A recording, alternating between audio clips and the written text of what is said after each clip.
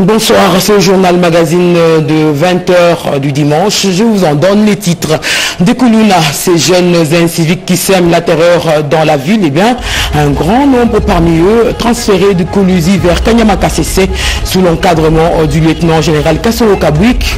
Ils vont en faire des bâtisseurs en leur apprenant un métier. Et puis, les problèmes sociaux et politiques de l'espace Grand Katanga trouveront certainement leur issue dans le cadre du symposium scientifique et parlementaire tenu à Lubumbashi, province du Katanga. Les résolutions de cette première édition à suivre dans ce journal. Le monde vibre au rythme des festivités, je voulais dire, de fin d'année à Kinshasa. Les entreprises publiques ou privées distribuent des vivres aux travailleurs. Pourquoi seulement pendant cette période et comment s'est passée l'opération? Les réponses dans les dossiers de ce journal magazine. Madame, Messieurs, c'était là les titres. Merci de nous rejoindre. Nous prenons donc la partie consacrée à l'actualité.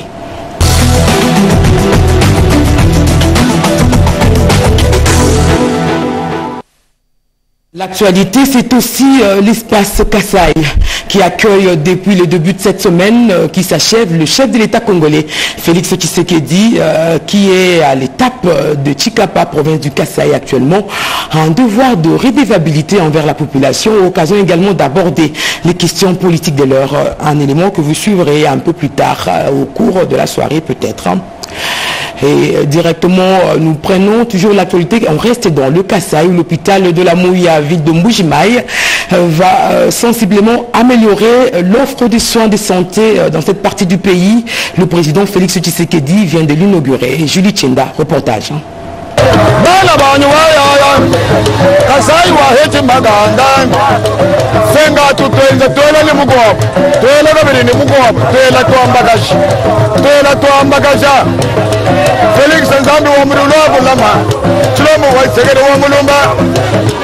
C'est une foule très nombreuse et pleine de ferveur qui, malgré un soleil de plomb, a accueilli en fin d'après-midi ce samedi 28 décembre 2024 le chef de l'État, Félix-Antoine Tshisekedi Tshilombo, venu procéder à l'inauguration de l'hôpital général de référence de la Mouya, à Mbujimaï, chef-lieu du Kasaï oriental au centre de la République démocratique du Congo.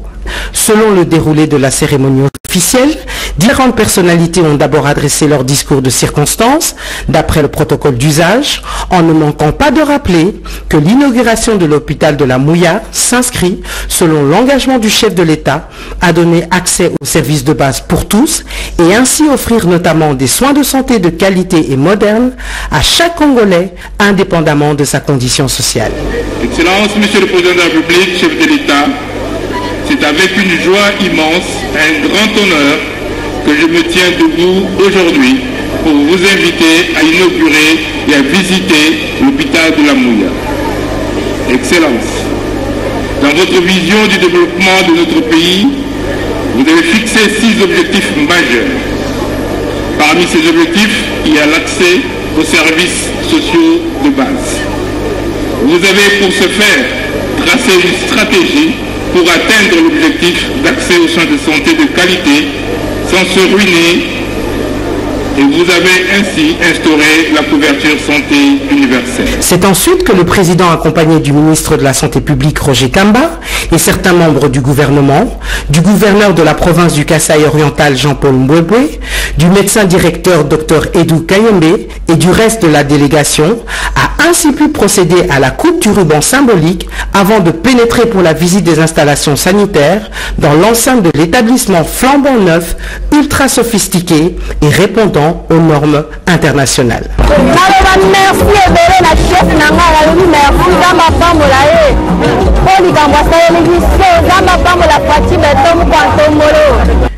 Situé dans la commune de la Mouya, ce centre hospitalier, aujourd'hui à la pointe de la technologie, a véritablement une histoire marquante, car lors de sa création en 1989, il s'agissait à l'origine d'un ancien immeuble où étaient logés certains enseignants. Pour la première fois dans le Kasaï, nous avons une infrastructure hospitalière qui respecte les standards internationaux, avec des équipements de pointe tels que le scanner, des dispositifs modernes. Nous sommes désormais à mesure de fournir des soins de qualité à ceux qui en ont le plus des hommes. Je tiens à remercier sincèrement Monsieur le Président de la République. Leo, Bakishibakwetu, Bajibatwa Changa, Nekisanga, Nemaja, Papu,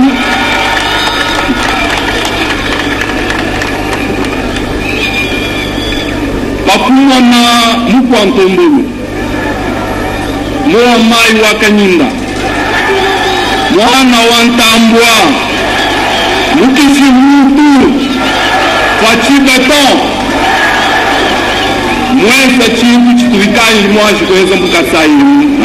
Dans le cadre de cette inauguration, une action humanitaire a été organisée par l'équipe de la Cellule nationale de coordination des activités médicales humanitaires, initiée par le ministère de la Santé en collaboration avec des partenaires internationaux pour la prise en charge des pathologies chirurgicales.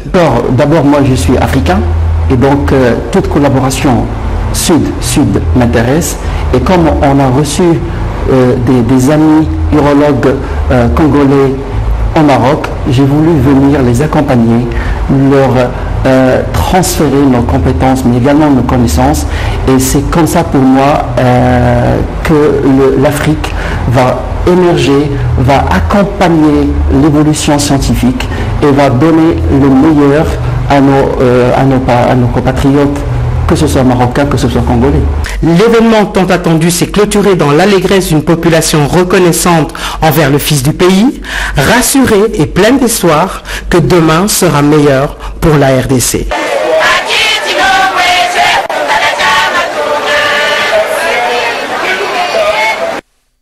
Le président Félix Tshisekedi a également lancé samedi les travaux de modernisation de la route nationale numéro 2, tronçon Mbujimayi-Kabinda-Mbanga. Reportage Pierre Kibambe-Somoïssa. Long de 280 km, l'axe routier Mbujimayi-Kabinda-Mbanga sur la route nationale numéro 2 va connaître des travaux de bitumage. Il s'agit de la première phase de grands travaux de modernisation de la nationale numéro 2 lancés ce samedi 28 décembre 2024 par le président de la République Félix-Antoine Tshisekedi Tshilombo au cours de sa visite d'itinérance en Mbujimayi. Le chef de l'État a été salué sur le lieu de la cérémonie à Kabwa, territoire de Katanda, par le gouverneur de province Jean-Paul Mbwebwa et un comité restreint de notables provinciaux. Les travaux de bitumage de la nationale numéro 2 sur les tronçons Mbujimayi-Kabinda-Mbanga seront réalisés dans le cadre du projet d'appui à la connectivité et au transport financé par le gouvernement avec le concours de la Banque mondiale. Ce projet du ministère des ITPR a pour objectif d'assurer la connectivité pérenne entre la partie centre du pays et la région Est à travers les bitumages des tronçons routiers Mbujimayi, Kabinda, Kasongo, Bukavu et Kanyabayonga, Butembo sur une longueur totale de 1180 km pour un coût global de 1,5 milliard de dollars américains. À bord d'un gros engin flambant neuf, le président de la République a lancé officiellement la première phase des travaux sur le tronçon routier Mbujimayi-Kabinda qui va relier les deux provinces du Kasaï oriental et de l'Omami avec une infrastructure routière moderne construite selon les standards internationaux d'autoroute.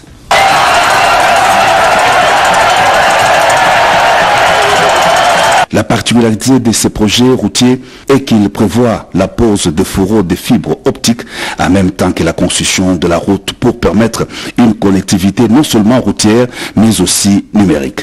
Les travaux sont exécutés par le groupe d'entreprises chinoises. Le contrôle des travaux est assuré par les bureaux AIC Progeti avec l'accompagnement de l'Office des routes sous la gestion de la cellule infrastructure du ministère des infrastructures et travaux publics.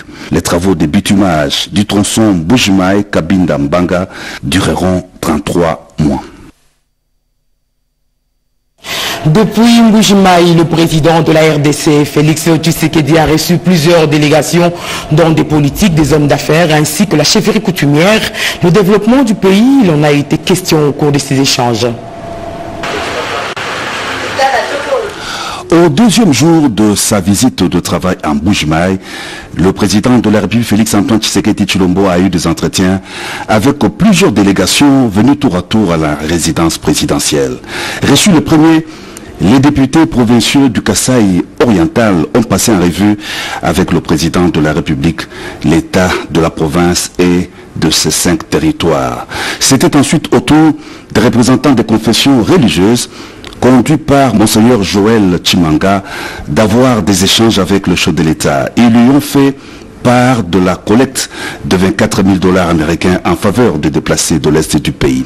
Ils ont aussi exprimé au président de la République leur soutien à son projet de réforme constitutionnelle. Pour leur part, la délégation des fédérations des entreprises du Congo et la représentation des diamantaires ont chacune présenté leur mémo au chef de l'État au cours de l'audience qui leur a été accordée. La société civile du Kasaï oriental n'était pas en reste. Elle a fait avec le président de la République un tour d'horizon du programme de développement de 145 territoires de la centrale de Tchala et du secteur de l'enseignement dans la province. La délégation de chefs traditionnels, plus de 100 chefs coutumiers représentant les 5 territoires du Kasaï oriental et ses environs sont venus rencontrer le président de la République Félix-Antoine Tshisekedi Tshilombo pour lui exprimer leur soutien et leur accompagnement dans son action en tant que garant de la nation pour le bien-être du peuple congolais. Et tout à fait autre chose à présent, la réforme de la police a enclenché depuis 2007 la loi sur le statut du policier en vigueur depuis 2013. Où en est-on avec ces réformes? Les élus du peuple et la société civile en parlent. Redépendant.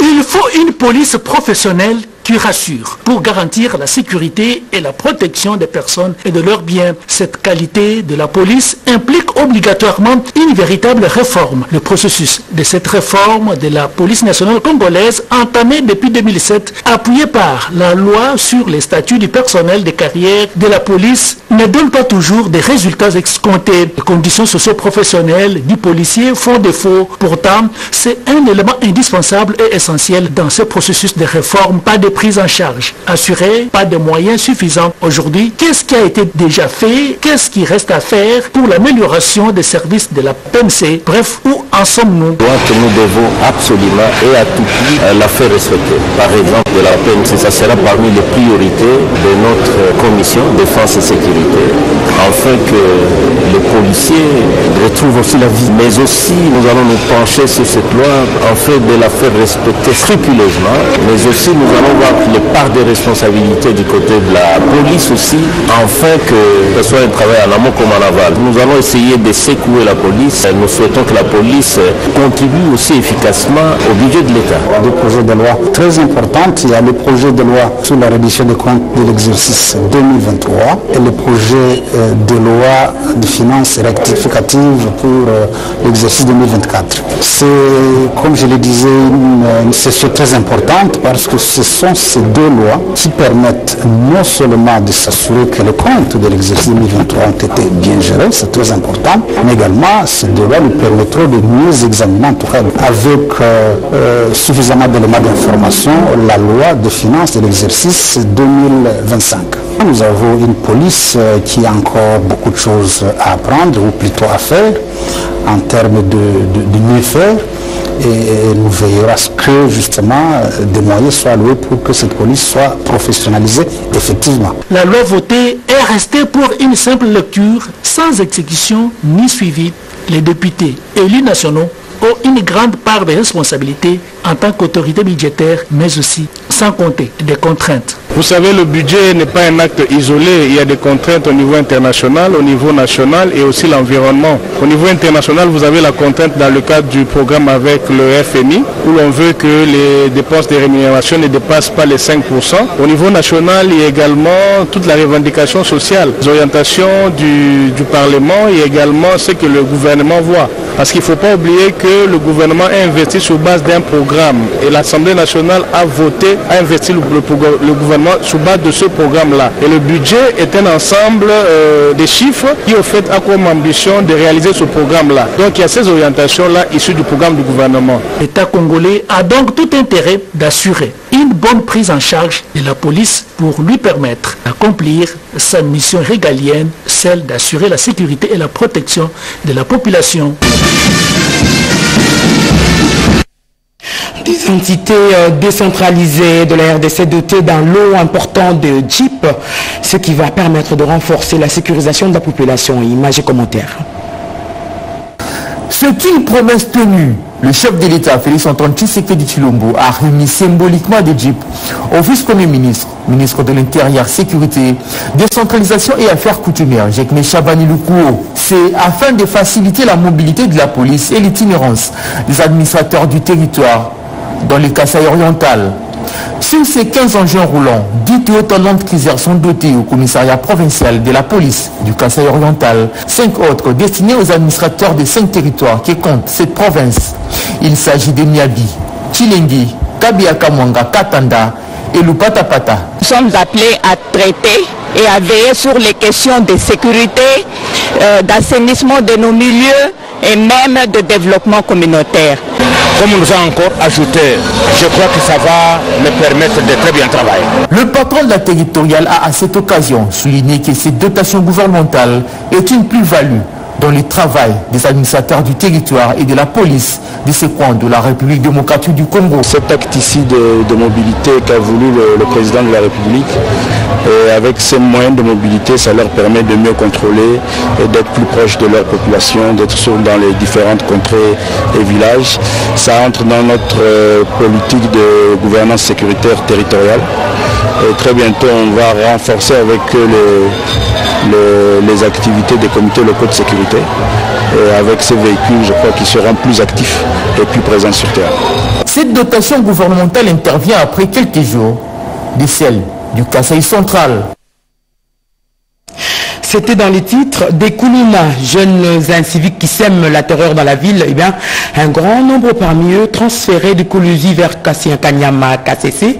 Sous l'encadrement du lieutenant général Kassongo Kabuk, ils vont en faire des bâtisseurs en leur apprenant un métier. Commentaire. Après avoir libéré les victimes et innocents des opérations de traque de bandits urbains de la ville de Kolwezi dans la province du Lualaba, c'est le transfert de tous les malfaiteurs arrêtés à Kanyama KCC. Ils vont faire route ensemble avec ceux de la ville de Lubumbashi pour une formation de transformation à l'idéal du service national au centre d'encadrement et d'instruction Félix Tshisekedi. Ils sont amenés à Lubumbashi par de bus mis en leur disposition par le gouvernement provincial sous instructions de Fifi Masuka Saini, exécutées par le ministre provincial de l'Intérieur qui les amène à Lubumbashi. Le lieutenant général Jean-Pierre Kassongo Kabuk les embarque dans cet avion direction la ville de Mbujimaï. Dans l'avion ici, nous allons embarquer des journalistes pour aller jusqu'à Mbujimaï, là où nous informons, nous faisons de Mbujimaï, ils vont en Libye, il y a le train de service national.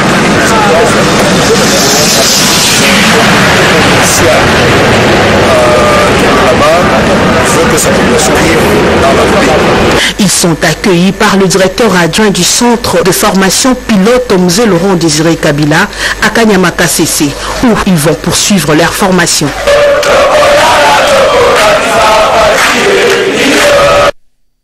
Ils y entrent Koulouna et ils en sortent bâtisseurs. Le ministre des Mines, sollicité par une délégation de la société Inouï Congo d'investissement minier, SACIM, afin de régler les problèmes de cette société basée à Mbujimaï depuis 2013. Nadine Futuka, reportage. Dans la poursuite de sa mission à Mbujimaï, le ministre de Mines, Kizito Pakabomba Kapinga Mouloumé, a reçu ce week-end une délégation de la société Inouï Congo d'investissement minier, SACIM CRL, conduite par Madame le directeur général Christine Rennes. Cette dernière a sollicité l'implication du patron de mine dans la résolution des problèmes qui plombent cette entreprise minière depuis 2013. Nous avons parlé un peu concernant la situation difficile de la SACIM qu'il y a eu actuellement, puisque nous avons notre prix de vente qui est inférieur du coût de production et du marché.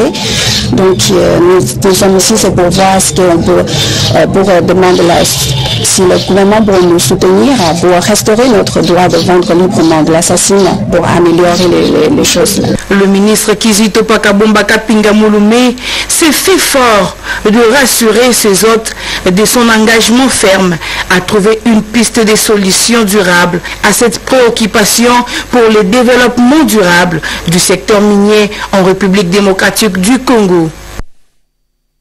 De nouveaux dirigeants à la tête du PDDRCS, ce programme qui gère la réinsertion d'anciens combattants. Et donc, cette cérémonie a eu lieu hier. Reportage. Le chrono est en marche. Nous avons que besoin de résultats, a martelé le nouveau coordonnateur du programme de désarmement, de mobilisation, relèvement communautaire et stabilisation PDDRCS, Jean Dédier et Désiré et Tonga Ntita. C'était au cours de la cérémonie de remise et reprise entre le nouveau locataire du PDDRCS et l'ancien coordonnateur du programme, représenté ici par son ancien directeur du cabinet, Jeff Batungana, en présence du haut représentant du chef de l'État pour le suivi du processus de Luanda, Nsumbu Osita, et de ses deux coordonnateurs adjoints du programme. Après l'harmonisation des documents administratifs, le moment tant attendu est arrivé pour la signature par les deux parties. Dans son expertise de gestion des conflits et des réintégrations communautaires, il a promis de relever les défis actuels du PDDRCS. Le patron du PDDRCS a appelé le personnel du programme de travailler main dans la main pour matérialiser la vision du chef de l'État sur la stabilisation et le rétablissement de la paix en RDC. Soutenez votre coordonnateur, portez-le à cœur, surtout bon courage, a signifié le haut représentant du chef de l'État, Nsumbu Osita, aux deux coordonnateurs adjoints de la coordination nationale. Et puis le commandant de la 14e région militaire ville de Kinshasa a supervisé l'opération de bouclage du camp Kokolo. Plusieurs Kuluna mis aux arrêts lui ont été présentés. Edith Chala, Gilompiana. C'est une prise importante dans la lutte contre l'insécurité dans la ville de Kinshasa.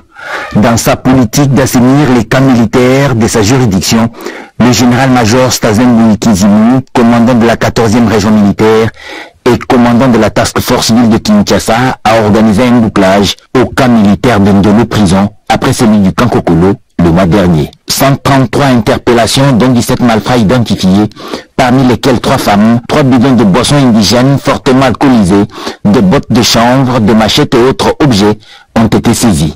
C'est le bilan de ce bouclage de la nuit du 28 au 29 décembre au camp militaire de Ndolo prison. Au cours d'une parade improvisée pour la circonstance, le général-major Stazen Kizimu, qui a personnellement supervisé l'opération de bouclage, a félicité les militaires pour la discipline et le professionnalisme dont ils ont fait montre. Les gens doivent être calmes. Les forces de défense et de sécurité font leur travail et la police également. Et donc, il n'y a pas à se faire des soucis. Nous faisons selon ce qui nous est demandé par l'autorité suprême, le chef de l'État, de garantir la sécurité à la population de Kinshasa et de garantir la paix à Kinshasa. La population soit calme. Elle va fêter paisiblement parce que nous sommes en train de déployer la task force et d'autres unités de la 14e région militaire progressivement avec les bourgmestres. Et donc le souci c'est que là où la police ne peut pas arriver aussitôt, que nous puissions y mettre des écrans de surveillance, des postes fixes, de manière à ce que le malfrat ne puisse pas profiter de ces vides pour poser des actes ou bien pour se retrancher. Ce bouclage révèle la détermination du commandant de la 14e région militaire à combattre la délinquance juvénile dans les camps et réduire au maximum les phénomènes Kuluna dans ces milieux hautement stratégiques. Et c'est en droite ligne de la vision du commandant suprême, Félix Antoine Tshisekedi.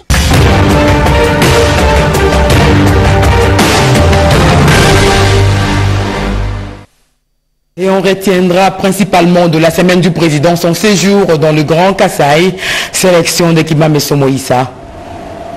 La semaine a été marquée par la visite au travail et d'itinérance du président de la République Félix-Antoine Tshisekedi Tshilombo dans les provinces du Grand Kasaï. Tout a commencé par Kananga au Kasaï occidental où le chef de l'État est arrivé le mardi 14 décembre en compagnie de son épouse, la distinguée première dame Denise Nyakero Tshisekedi. Accueil très chaleureux de la population de Kananga avec laquelle le chef de l'État a communié par une longue marche à pied. À la place de l'indépendance à Kananga, le président de la République a eu de mots justes dans son adresse aux Kanangaises et Kanangais. Il a évoqué les 6 axes de son programme d'action: plus d'emplois, de sécurité, l'amélioration du pouvoir d'achat, une économie diversifiée, plus d'accès aux services de base et aux services publics. Le chef de l'État s'est aussi appesanti sur des projets achevés et en cours de réalisation avant d'échanger sur les débats autour de la réforme constitutionnelle.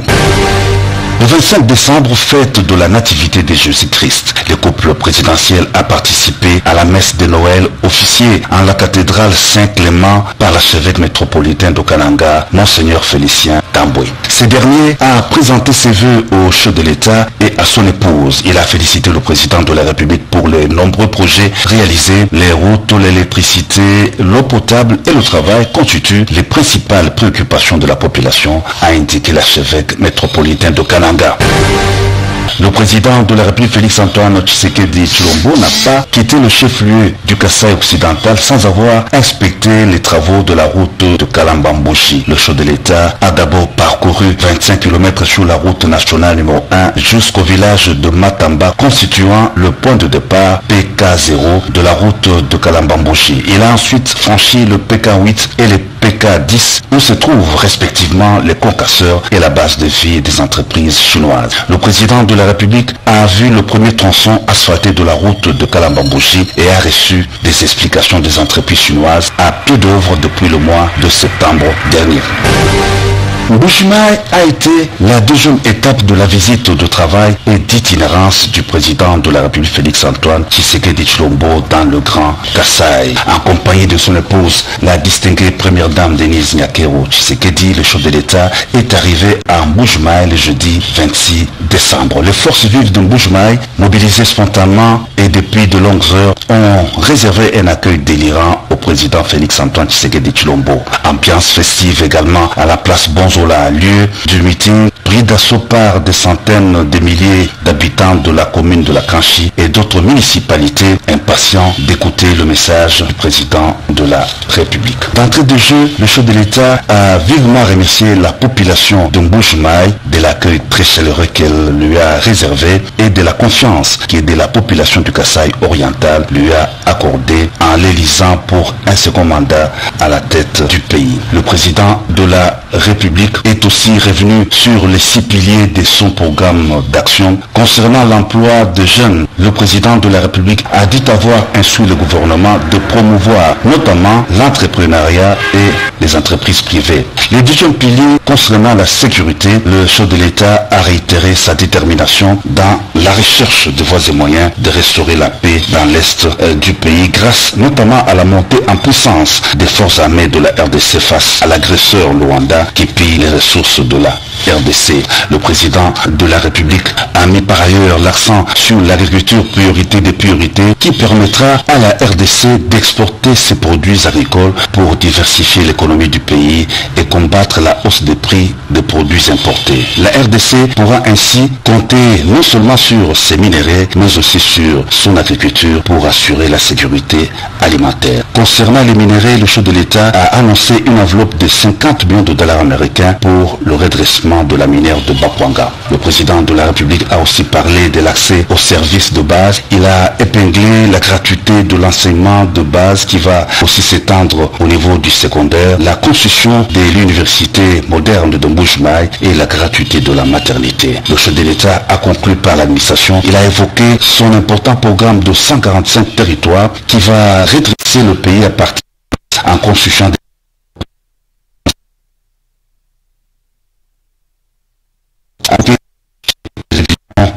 changement de la Constitution, le président de la République a dit que c'est au peuple souverain primaire de décider. La parole du peuple est celle des dieux, a renchéri le chef de l'État.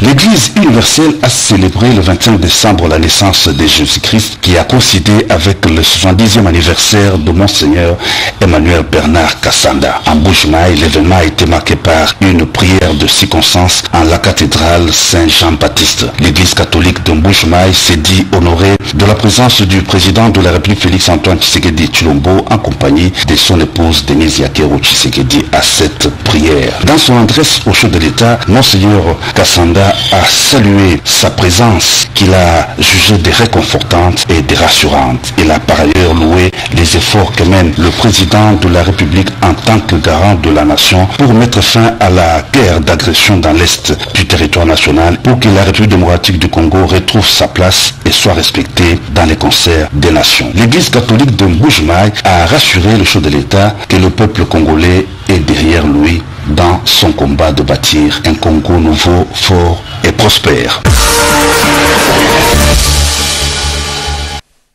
La grippe influenza fait 30 morts à Kasongo-Lunda dans le Kwango. Les festivités de fin d'année, ce sont là, entre autres sujets repris dans la semaine en 5 ans.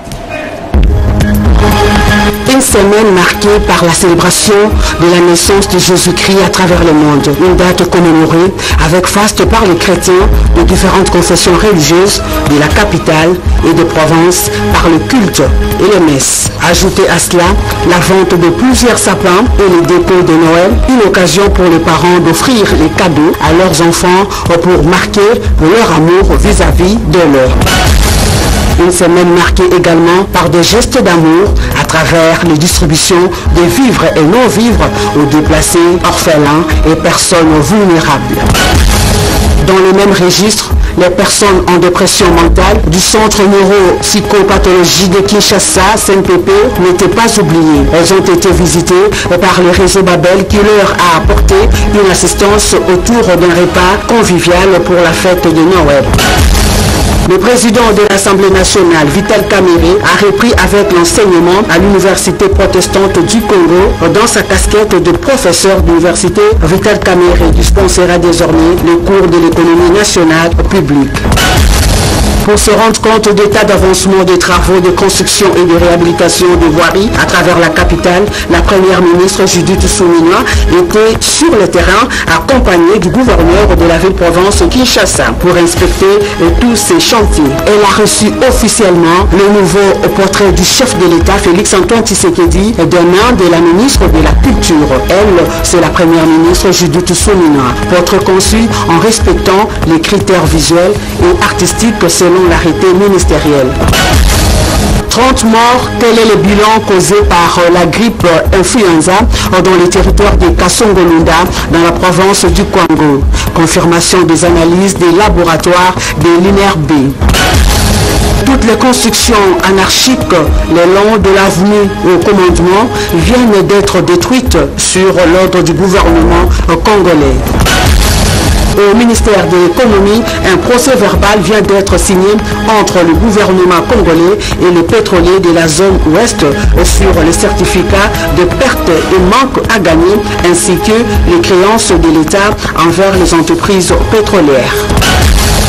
Une visite d'inspection a été effectuée à Mbuji-Mayi par les membres du comité de la régie de voies aériennes dans quelques sites de travaux et de l'aéroport de Bipemba, bien avant l'arrivée du chef de l'État dans cette partie du pays.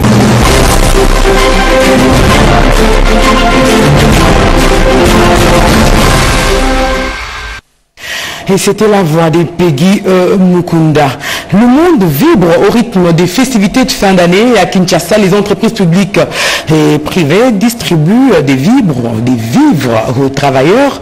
Pourquoi seulement pendant cette période et comment se passe l'opération? Les réponses dans ce dossier de Peggy Mukunda une fois plus. Le fait de fin d'année, une occasion pour les entreprises publiques et privées de gratifier leurs employés. Des sacs de riz, des cartons de poulet, des poissons salés, les chinchas et autres vivres leur sont distribués.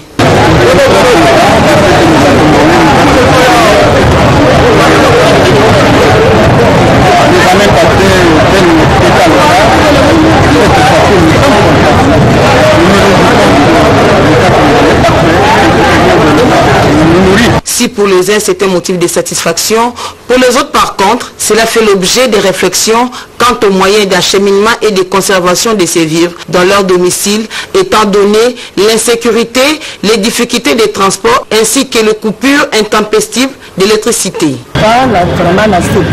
J'ai eu un carton de poulet et le sac de riz. Comment l'amener à la maison avec des difficultés de transport?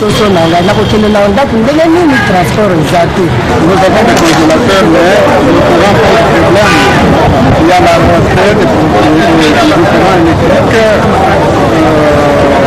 ce qui peut, d'une manière ou d'une autre, occasionner la putréfaction de ces produits s'il n'y a pas de courant. Dans certaines entreprises, les employés sont obligés d'attendre jusqu'à tard dans la nuit pour être servis. Une distribution qui n'est même pas proportionnelle à cette longue attente.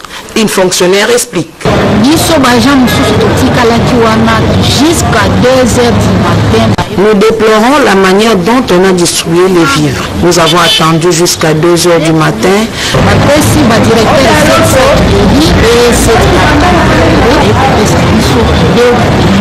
Pour n'avoir que 2 poulets sans le riz. Alors que les directeurs ont eu 7 sacs de riz et 7 cartons de poulet.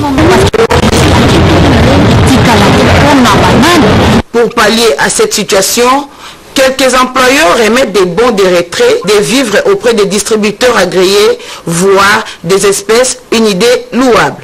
Il ne faut pas attendre les derniers moments pour agir, les succès et les résultats de la préparation. Et se déplacer en cette période de fête est un véritable casse-tête. Entre embouteillage et difficulté de trouver un moyen de déplacement, les Kinois s'expriment dans cet élément de Peggy Mukunda et de Tony Juma. Dernier virage dans les préparatifs de la fête de Saint-Sylvestre, le trafic s'intensifie à Kinshasa. Du coup, les Kinoises et Kinois peinent à se déplacer à leur aise. Pour cause, les embouteillages d'une part et les coûts de transport de l'autre.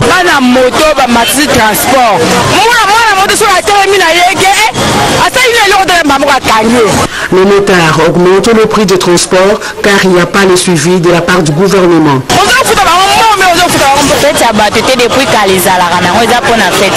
L'embouteillage existe depuis toujours à travers la capitale.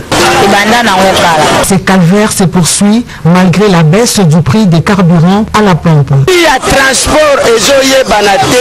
Les prix des transports n'est pas du tout connu, que ce soit chez les motards, chez les taximens, que le gouvernement s'en charge. Pour certains usagers de la route, la moto reste le seul rempart. Une aubaine pour les motards de monter les enchères. Nous sommes aussi dérangés par les tracasseries de la police de circulation routière de notre pays.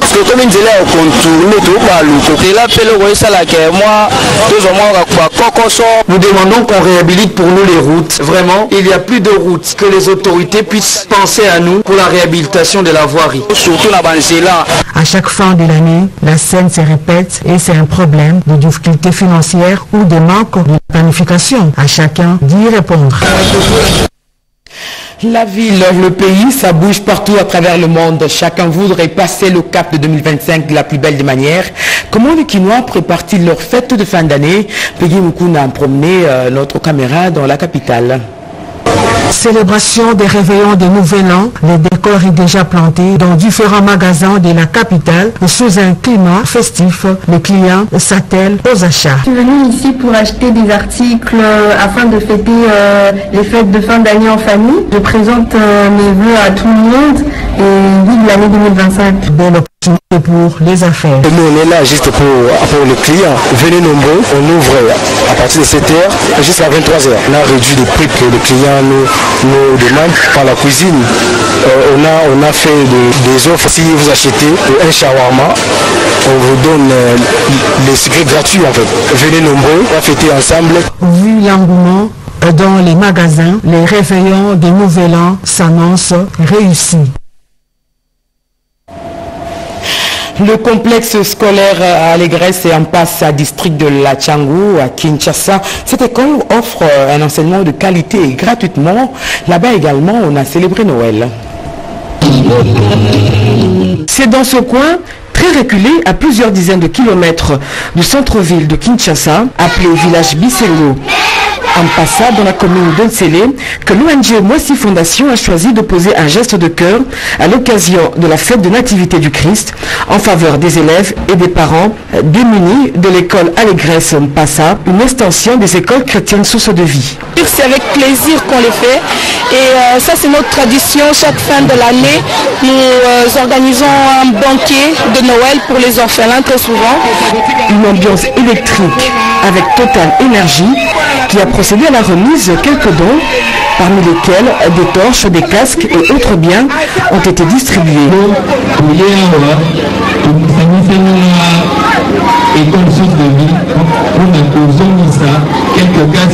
Nous sommes venus procéder à la remise des casques pour la protection des motards.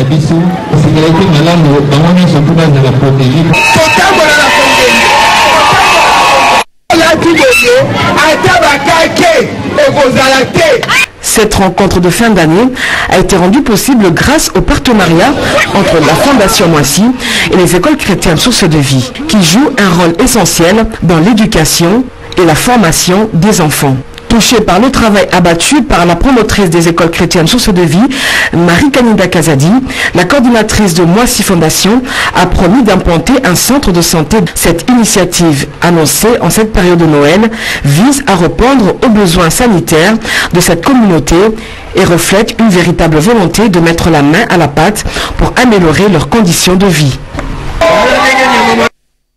Noël, la fin de l'année, c'est l'occasion de partager un repas avec ceux qui n'en ont pas. Et c'est ce qu'a fait la Fondation Oumoué.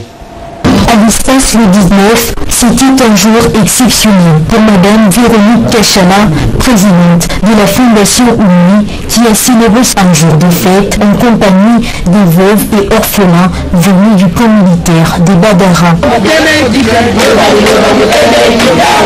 Jour de joie où ses proches et travailleurs mobilisés pour la circonstance lui ont témoigné leur affection. Véronique Kachala a partagé son bonheur avec les mamans démunies et les enfants orphelins venus du camp Badara à qui elle a offert un repas copieux, le tout dans une ambiance d'un enfant accompagné des chants écrits d'allégresse. Émue de cette considération inconditionnelle exprimée à son égard, Madame Véronique Kachala n'a pas manqué d'exhiber quelques paridances avec ses invités. Il y a plus de bonheur à donner qu'à recevoir. Madame Véronique Kachala a profité de son jour pour partager quelques présents avec ses invités, histoire de lui permettre de bien passer les festivités de fin d'année. Dans cette atmosphère conviviale et de partage avec les veuves et orphelins venus du camp militaire des Badara qui a caractérisé cette fête de Véronique Kachala,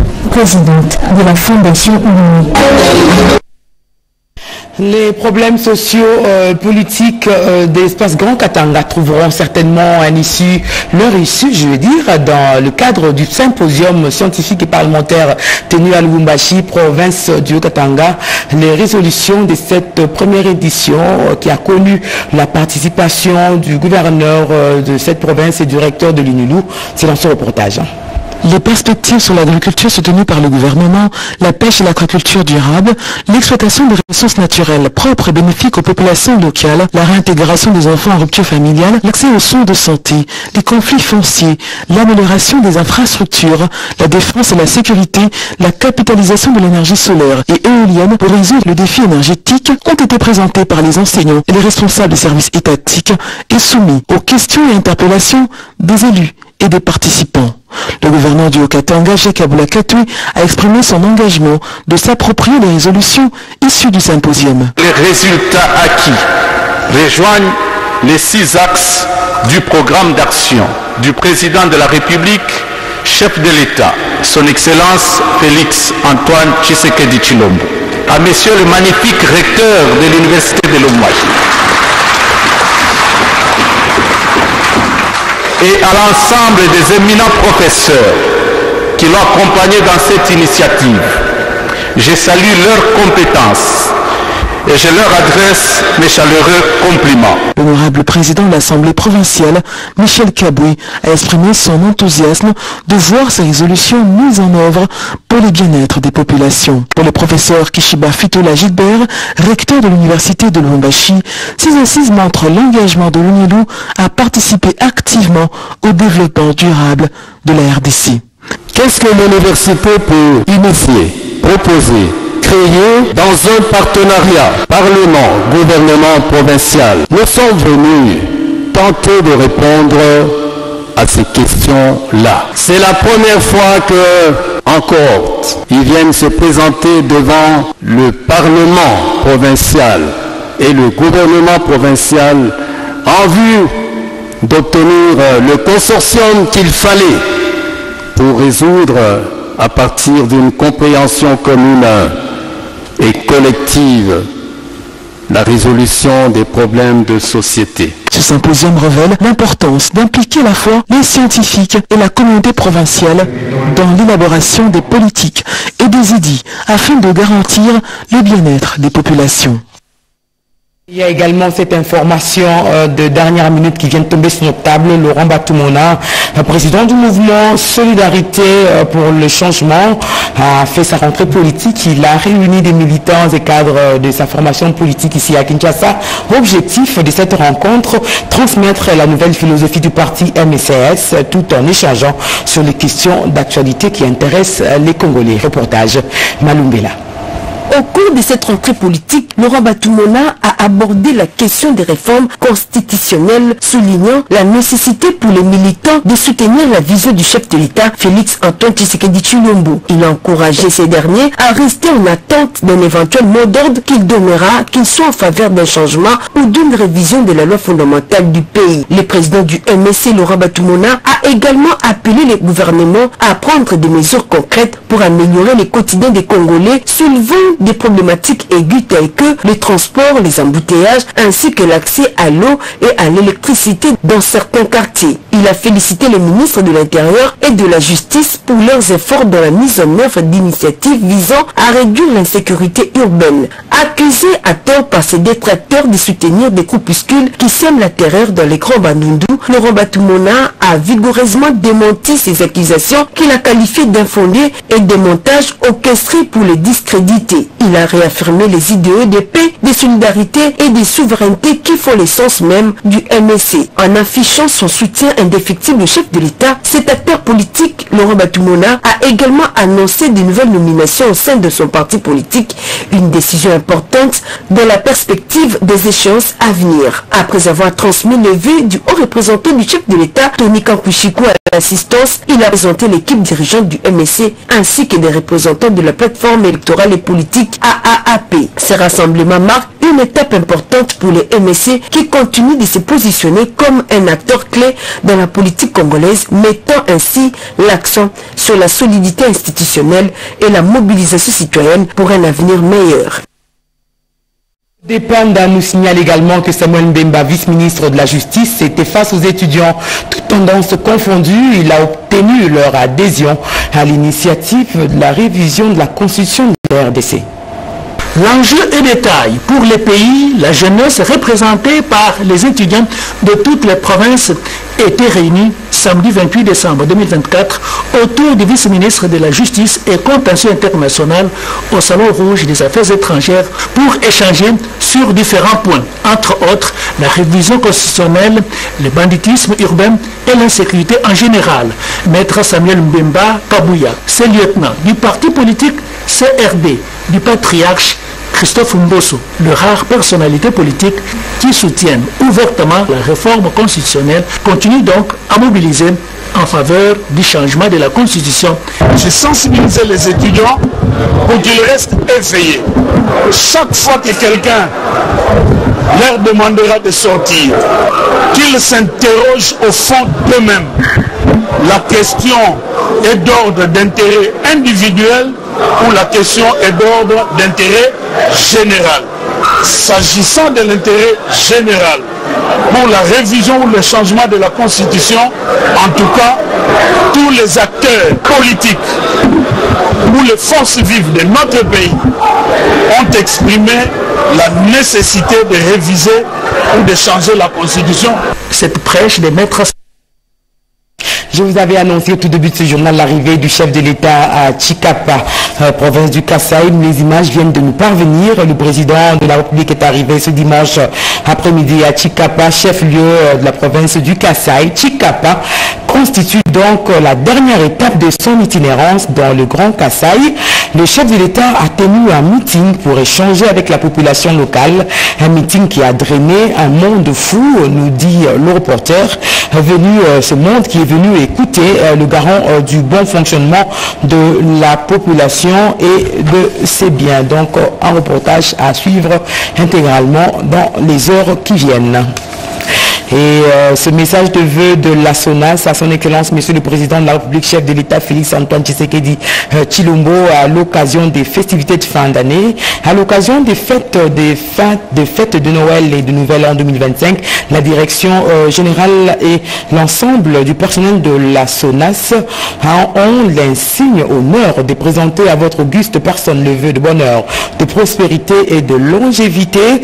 Aussi saisissons-nous cette opportunité pour réitérer notre soutien à votre très haute autorité dans vos efforts inlassables en vue de l'amélioration des conditions de vie du peuple congolais.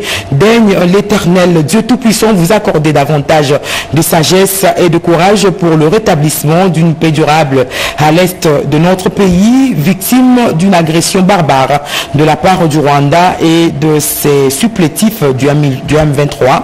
Veuillez agréer, Excellence, Monsieur le Président de la République, chef de l'État, l'expression de notre loyauté et de notre haute considération. Kabongo Mouma Clément Désiré, directeur général. Fin de ce journal réalisé par Chimène Dondo sous la coordination éditoriale de Redis Kitutu.